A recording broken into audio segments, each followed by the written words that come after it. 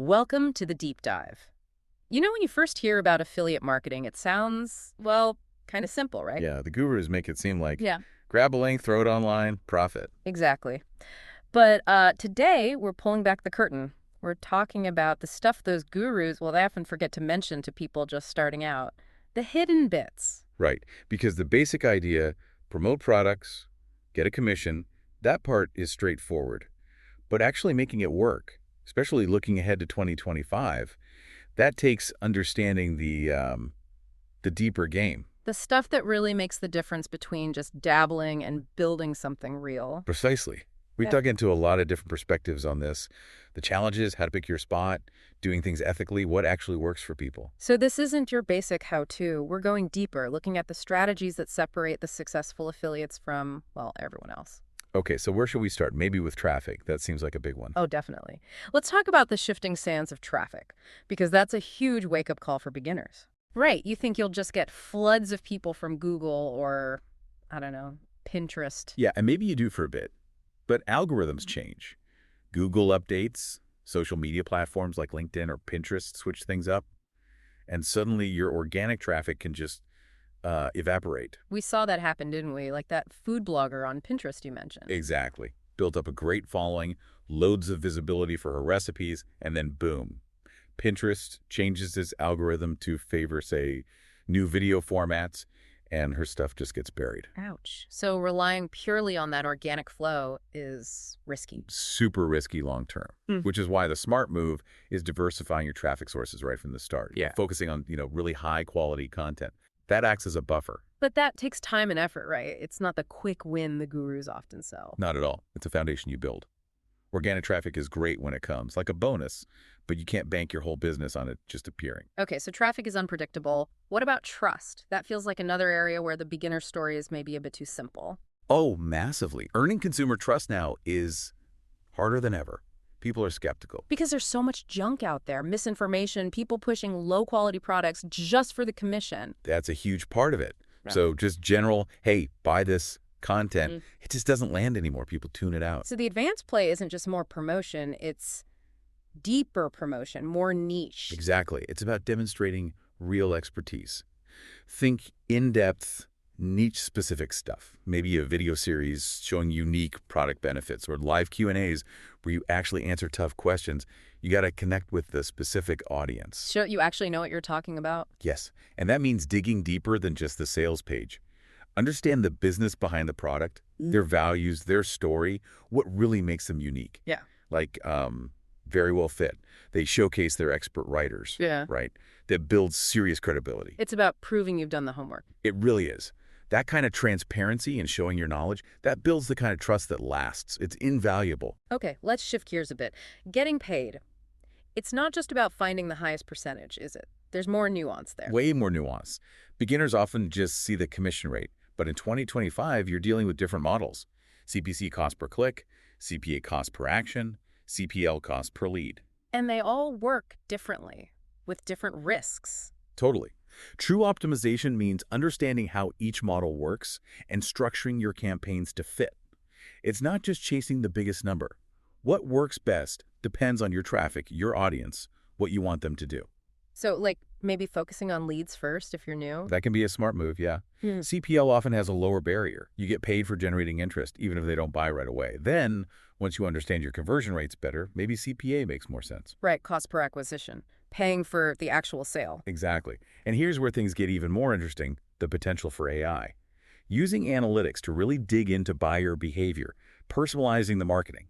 That's a tech edge the basic guides rarely touch on. Okay, niche selection. The classic advice is follow your passion. But is that the whole story? It's part of the story, maybe, but passion alone. In a crowded market, it might not be enough. You got to be strategic. Strategic how? Look for niches that aren't just popular, but have committed audiences and potentially higher payouts. Think things like specialized software as a service, maybe high-end beauty, financial services, areas where people are often doing more research and are willing to spend. So it's passion plus market analysis. Definitely. Use the tools, Google Trends, Keyword Planner, figure out the actual demand, size up the competition. Aligning your interest helps you create good content long-term, for sure. But you need to know if there's actually a viable market there first. That's the bit gurus sometimes skip over. Makes sense. Okay, what about the actual platform? Having your own website versus just posting links on social media? Oh, having your own professional-looking site is, I'd say, essential now. It's your hub. It builds trust. Not just a free blog somewhere. Ideally, no. You need something that looks credible, is easy to use. That means some investment in design, user experience. It's not just about slapping up content. And conversion rates differ wildly depending on the site and industry, right? Hugely. E-commerce might average around 5%, media sites higher. You need to optimize your landing pages for your niche, not just follow generic tips. And fill that site with genuinely useful stuff. Absolutely. Blog posts, solid reviews, how-to guides, content that solves problems, not just pushes products. And the tech side matters too. Mobile-friendly, fast loading times. People won't wait around. And being careful about the links themselves. Avoiding dodgy programs. Crucial. Promoting fraudulent links, even accidentally, that can kill your reputation instantly. You have to vet your partners carefully. That's a hidden danger. So content is king, but maybe not just written content anymore. Right. Quality written stuff is still foundational, but the smartest affiliates are using a mix. Videos, infographics, maybe even podcasts, cater to how different people like to consume information. And comparison articles. Those seem powerful. Very. They offer real, direct value, helping someone choose between option A and option B. That builds trust and often leads directly to a sale. It's a great revenue driver. Okay. Email marketing, still relevant. Absolutely. But again, it's evolved. Just having a sign-up form isn't enough. You need a good reason for people to subscribe. Exactly. Offer something valuable, exclusive content, a discount, a helpful ebook. Give them a real incentive. And then not just blast everyone with the same emails. Please, no. Segmentation is key. Group your audience based on interests, past behavior. Then send targeted promotions that actually make sense for them. It's about nurturing relationships, not just broadcasting links. Personalized, valuable emails with judiciously placed links. That's the way. What about paid ads? Google, Facebook, feels like a fast track, but also maybe a money pit? It can be both. The power is in the targeting. You can reach your ideal audience very effectively. But you have to know what you're doing. Precisely. It requires constant testing and optimization. A/B testing your headlines, your images, your audience targeting, your bids. Figuring out what actually works. It's not set and forget. And focusing on benefits, not just features, in the ads. Yes. Compelling copy is key. And then there are more advanced tactics like retargeting, showing ads to people who've already visited your site. That can be very effective. Okay, SEO. The long game. Still worth the effort. Oh, absolutely. Good SEO drives consistent organic traffic. Many marketers find it generates a better return than paid ads over time. It's a lot of work. It is. And it's technical. Yeah. Proper keyword research, optimizing meta descriptions, alt text for images, using webmaster tools, understanding schema markup. It's ongoing. And content length matters. Longer stuff tends to rank better. Often, yes, especially if it thoroughly answers a user's question. Google likes comprehensive content. And then there's link building, getting reputable sites to link back to you. That takes time and serious effort. Gurus selling quick SEO fixes. Be skeptical. Social media, then. Is it just for pushing links or more about connection? Definitely more about connection and engagement, especially now. Build an audience first. Provide value. Be interesting. Think like that basketball trick shot example, entertain. Build a following. Then maybe mention the gear you use. So build the community before you try to sell to it. Exactly. Just spamming links on social media without engagement, it rarely works well. Use the platform's features, stories, live video to connect authentically and maybe showcase products naturally. Create a little urgency. And product reviews, how do you make them stand out and actually convert? Honesty and detail. That's what builds trust. Don't just list features. Talk about the pros and the cons. Be balanced. Share your actual experience. Yes. If you've used the product, share your real results, your personal take. That adds so much credibility. People connect with that authenticity. It helps them make a decision they feel good about. It sounds like none of this is really set it and forget it. You need to keep track of what's working.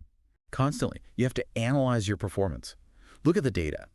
Which links are getting clicked? Which content is converting? Where's your traffic coming from? You need to know what's working so you can do more of it and tweak or drop what isn't.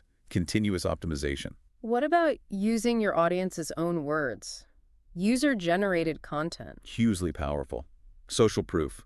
Seeing reviews, testimonials, photos from real customers, that influences people big time. Something like 79% of people say UGC impacts their buying decisions. So encourage people to share their experiences. Definitely. Feature customer photos, Run contests to get reviews or testimonials. It builds massive trust and makes your marketing feel much more authentic. So the underlying theme here seems to be continuous learning and adaptation. You got it. This space changes fast. You have to stay curious. Read industry news, join forums, watch webinars, see what competitors are doing. You got to keep learning to stay ahead. Which brings us to a kind of a reality check, doesn't it? The dirty truth, perhaps. Yeah, let's be real. Most people who try affiliate marketing don't actually make significant money. Why not? Because they're stuck on the basic guru advice. Often, yeah. They don't realize it's not a get-rich-quick scheme. It's actually about building an audience, consistently creating value, basically running a real online business. It takes work. Like we saw discussed online, some people argue if you have the budget, paid ads might even be a more direct route than waiting years for organic strategies to maybe pay off. It's a valid point for some. Organic takes a huge time investment. Paid ads require budget and skill, but can yield faster results if done right. Either way, having that central hub, your own website, is pretty crucial. And running that business ethically seems key for long-term survival, too. Absolutely critical. You can make quick money cutting corners, maybe, but it won't last. Sustainability comes from ethical practices. Like what specifically? Being transparent about the affiliate links? Yes, clear disclosure is non-negotiable. I earn commissions from purchases. You need to be upfront. Also, only partnering with brands whose values align with yours. Promoting junk just erodes trust. Avoiding hypey claims, not spamming people. Exactly. Focus on genuinely helping your audience, providing solutions, and of course, complying with regulations like FTC guidelines, GDPR if you have European audience members, monitoring your own campaigns to make sure everything's above board. It's about building something reputable. It seems like the truly successful affiliates are also willing to think outside the box, try things the gurus don't package up neatly. For sure. Like that example of targeting a less competitive region, maybe using English keywords but running ads in, say, Romanian, or like the "This is why I'm broke" site. Focusing less on immediate sales and more on a fun, curated experience that gets clicks and drops cookies, even if people don't buy that specific weird gadget right away. It's creative thinking. So wrapping this up, it feels like the message is affiliate marketing has real potential, yes, but success beyond the beginner level. It requires digging way deeper than the surface level stuff. Absolutely. It demands understanding these often unspoken truths, mastering more advanced strategies, and putting in the consistent effort to build a genuine online presence, a real business. So be critical of the easy answers, the overnight success promises. Focus on value, build trust, play the long game. That's the core of it. Think like a business owner, not just someone posting links. Well, this has been really insightful. Thank you for taking this deep dive with us today. We hope exploring these less talked about aspects gives you a clearer picture of what it really takes to succeed in affiliate marketing.